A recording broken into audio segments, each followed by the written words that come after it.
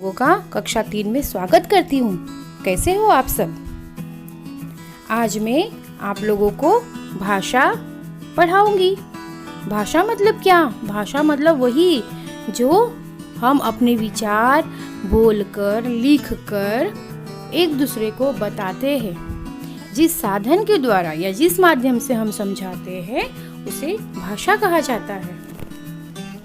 भारत के अलग अलग भागों में भी अलग अलग भाषाएं बोली जाती है। जैसे बिहार, उत्तर प्रदेश और मध्य प्रदेश में हिंदी बोली जाती है। पश्चिम बंगाल में बांग्ला, केरल में मलयालम, कर्नाटक में कन्नड़, तमिलनाडु में तमिल, आंध्र प्रदेश में तेलुगु, जम्मू और कश्मीर में कश्मीरी भाषा बोली जाती है। अलग अलग देशों में अलग अलग भाषाएं होती है। जैसे चीन में चीनी, जापान में जापानी, इंग्लैंड में अंग्रेजी, नेपाल में नेपाली, पाकिस्तान में उर्दू भाषा बोली जाती है। क्या आप जानते हो कि यह सारी भाषाएं अलग अलग तरीके से लिखी जाती है? मैं आपको यह बताऊंगी, लेकिन उसके पहले हम एक छोटी सी एक्टिविटी करेंगे।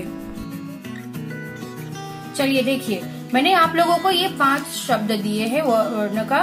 इसको देखिए ध्यान से। यह है ज्ञ, क, क्ष, ग, त्र। इन शब्दों से आप लोगों को फटाफट 5 शब्द बनाने हैं। जल्दी, फास्ट। लिख लिया? ओके। तो मेरे प्यारे बाल मित्रों, देखा आपने? ये जो मैंने 5 शब्द लिए थे वो कहाँ से लिए थे?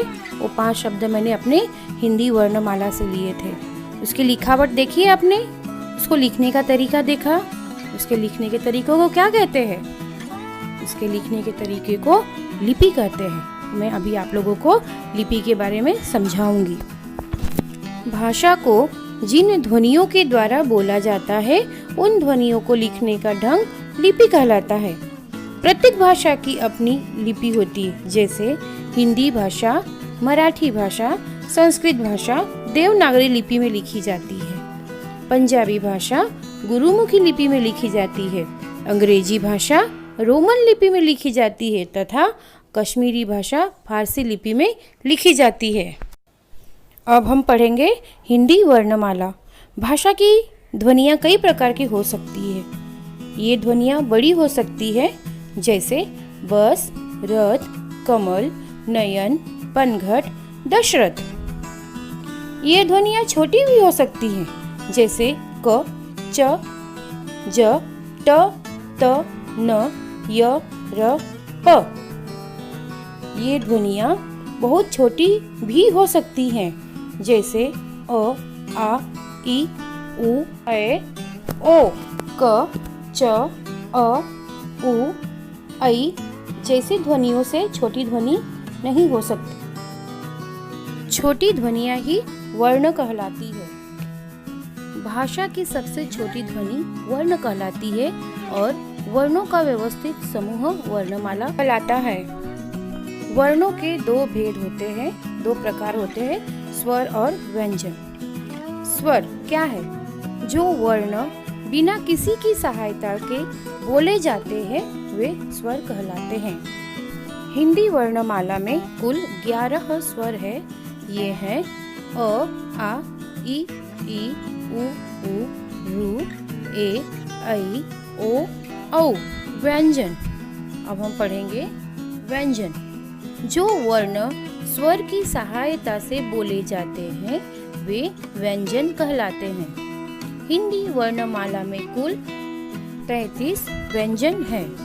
ये है क, ख, ग, घ, ङ, च, छ, ज, झ, ञ, ट, ठ, ड, ढ, ण, त, थ, द, ध, न, प, फ, ब, भ, म, य, र, ल, व, श, श, स, ह।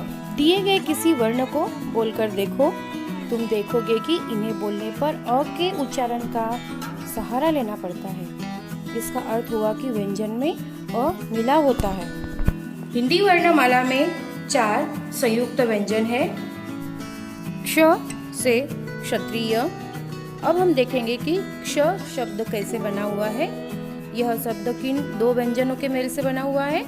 तो देखिए, क के नीचे हलंत की पाई प्लस ष, षटकोण वाला श, को मिलाकर क्ष बना हुआ है। फिर त्र से त्रिशूल। त्र कैसे बना हुआ है? त के नीचे हलंत की पाई प्लस र को मिलाकर बना है त्र। ज्ञ से ज्ञानी। ज्ञ शब्द ज के नीचे हलंत की पाई प्लस य को मिलाकर बना है ज्ञ। श्र से श्रवण। यह शब्द बना है श सलगम का, उसके नीचे पाई प्लस र तो मिलकर बन गया श्र। अब हम पढ़ेंगे संयुक्ताक्षर। संयुक्ताक्षर का अर्थ है कि जब दो व्यंजनों को मिलाकर लिखा जाता है तब उसके मेल से संयुक्ताक्षर बनता है। जैसे कि मैंने लिया है पत्ता। अभी पत्ता को मैंने इस तरह से लिखा हुआ है, देखिए पत्ता, प त ता पत्ता। अभी इसको देखिए मैंने कैसे लिखा है, एक आधा त और एक पूरा त, तो दोनों को मिला के मैंने लिखा है पत्ता। अब उसके बाद है ये क्या है? ये है मक्का या तो भुट्टा जिसको हम बोलते हैं। इसको हम कैसे लिखेंगे? इस तरह से, देखो मक्का, म क दो बार जोड़ देंगे तो मक्का, ठीक है। अभी ये क्या चीज है? क्या चीज है ये है प्याज। प्याज हम कैसे लिखेंगे? प्याज को लिखने के लिए हम